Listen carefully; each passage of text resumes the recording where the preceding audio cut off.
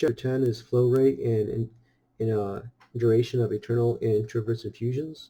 The main concepts of this one is a lot of reading. The first part's reading, and next couple of things we'll talk about flow rate itself. Okay, so you guys are gonna have to read pages 279 to 85. Again, you know what I have on there on the workbook on the book as well itself, and I'm going to show you a couple pictures based on that as well. But it's more in I'll give you a good summary on this page, but it's more in depth in those pages itself.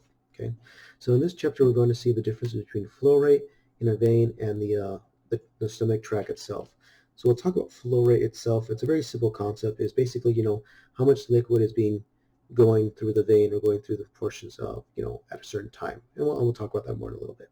But for now, we're just going to summarize what the main concepts of what those pages are about. The first thing is called enteral feeding. So these are feeding tubes that can be three different types. Okay, so these are feeding tubes that can be inserted in the stomach, through the nose and the mouth. So those are pretty quick. Much longer and goes through the small intestine or the jejunum. And the last one is literally going straight into the stomach itself. So we have feeding tubes can either go to the nose, mouth, small intestine, or directly in the stomach. So the three major types of feeding tubes itself. Okay, and the flow rate of these type of portions is always in milliliters per hour. So these will go by for long periods of time, so they go by hours. Okay, so those are feeding tubes itself. Okay. Now, next up is called intravenous infusions. Okay, the most common names are IVs. But you guys have all heard of IVs. They go either straight into the vein or and provides fluids themselves, right? When it comes to it. Now, there's two different types of fluids when it comes to intravenous infusions. The first one is called replacement fluids. So this ordered when a patient is lost fluids through vomiting, diarrhea, and etc. So these are things, if someone says you need an IV, means you need liquids in you to, replace those liquids you lost out. People who get heat strokes, they need water and, portions, so they, give you an IV with those nutrients and electrolytes that makes you don't pass out and, die from that kind of stuff. So those are when we are replacement fluids itself. The next type is called maintenance fluids. So these help sustain normal levels of fluids and electrolytes, and these are long lasting, okay, when it comes to it. So these replace or maintain fluids, while intermittent IVs are used to administer drugs and supplemental fluids. The flow rate of intravenous and internal fluids are usually measured in drops per minute. So when it comes to intravenous fusion, so IVs, which we're going to be talking a lot in this portion as well, it's our new type of way of measuring. It's called drops per minute. Okay, so drops per minute, or GTT per minute. So GTT is the stating for drops itself. So it's not D, because it stands for days. It's GTT stands for drops, and then per minute obviously is the minute, right? Or like we did above, milliliters per hour, right? Because that's what it goes to feeding tubes. Okay, so IVs are drops per minute, which is going to be the main focus of this entire chapter, and feeding tubes are milliliters per hour. Okay, so here's a little example or illustrating that. So for example, it says order IV fluids D5W 150 milliliters per hour for 8 hours. So this will be an example of a feeding tube, because the drop rate is, the flow rate is millimeters per hour. Okay, all right. So the next type of thing is called solutions, intravenous solutions. So this is actually very important. So this is the stuff that's actually given to you in the IVs themselves to dilute it itself. We talked about that in the last chapter when it comes to dilution. So these are saline solutions. So solutions of sodium chloride NaCl is sterile water, and it's common and used in intravenous solutions. The most common one of all is pretty much sugar water, if you want to think of it that way. So there's three types of saline. Okay, so there's normal saline, which is 0.9% solution, half saline, which is 0.45%, and quarter saline, which is 0.225%.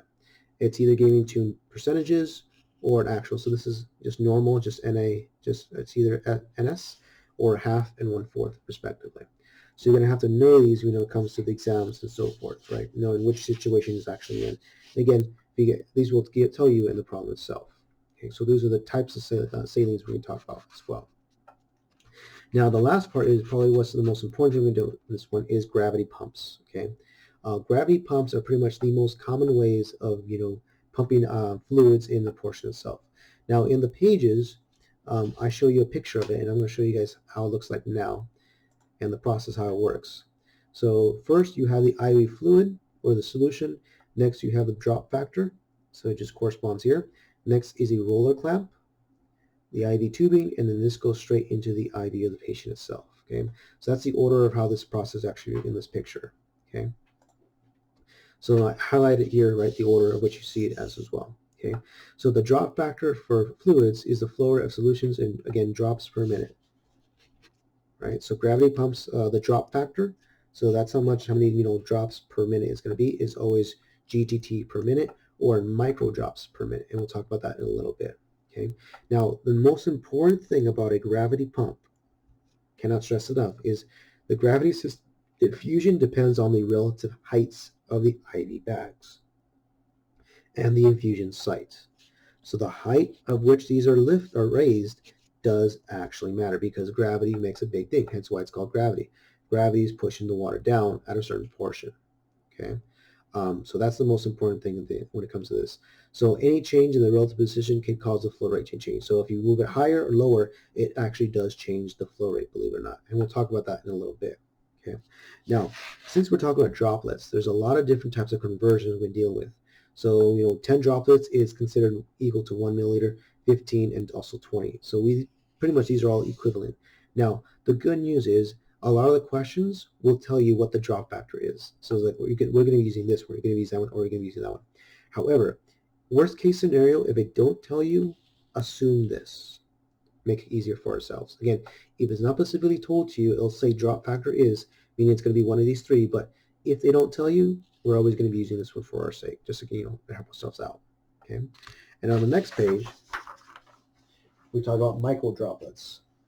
So micro droplets is 60. So there's only 60 mcgt for 1 milliliter. So that's micro droplets, right? MCs for micro droplets. Okay. All right. So now that we have that concept, and illustrate that there, right? We're always going to use it unless otherwise told to portion. So now this is the example of a flow rate. So flow rate by definition is volume over time. So volume meaning either liters or milliliters, and time is minutes, hours, seconds, right? Anything that has to do with time. But the flow rate is always in volume over time, no matter what. Okay, just like the strength is, it's either liters, milliliters over milliliters, or grams or milliliters, depending on if it's liquid or dry. Same thing when it comes to flow rate, it's always in volume over time. Okay, so whenever you see that portion given to you in a question, and it's you have liquid over time, that's automatically the flow rate itself without even telling you. Okay, so let's just do a little example here. So it says order NS 2,500 milliliters continuous IV for 24 hours. Find the pump setting in milliliters per hour. So in other words, find the flow rate, right? Because 1 milliliters per hour, that's flow rate. Here, pop quiz, NS, that stands for what? Hopefully say normal saline, right? So 0.9% when it comes to, so the normal saline. Okay, all right. So we want to find the flow rate. So flow rate is volume over time, so it's 2,500 milliliters over the time, which is 24 hours, right? It's continuous for 24 hours. So dividing these out gives us 10.42 milliliters per hour. So that's how much the patient is getting when it comes to it. Right? So hopefully it wasn't too bad. Again, a lot of these is going to be pretty much used in this portion, converting from there now when it comes to it. So let's go on to number 2 now. So number 2 says the patient needs to have 15 milliliters of electrolytes in 120 minutes. What is the flow rate in, again, milliliters per hour? Now, we want it in milliliters per hour, so we'll want ml over hours. However, we're good here, right? That's milliliters, but this is not in hours. So the first thing we have to do is convert this into hours. So we have 120 minutes. So we know there's 60 minutes for every 1 hour. So that just gives you 2 hours, right? It's divided by 2. So therefore now our flow rate is going to be 15 milliliters divided by 2 hours, which gives us 7.5, right out of space here, 7.5 milliliters per hour. And there we go, just like that. So hopefully not too bad, right, when it comes to it. It's just another conversion, another equation you have to remember when it comes to it. Okay? So Now, why don't you guys go ahead and try 3 and 4. Let's go with pause and try them. So 3, 2, 1, pause.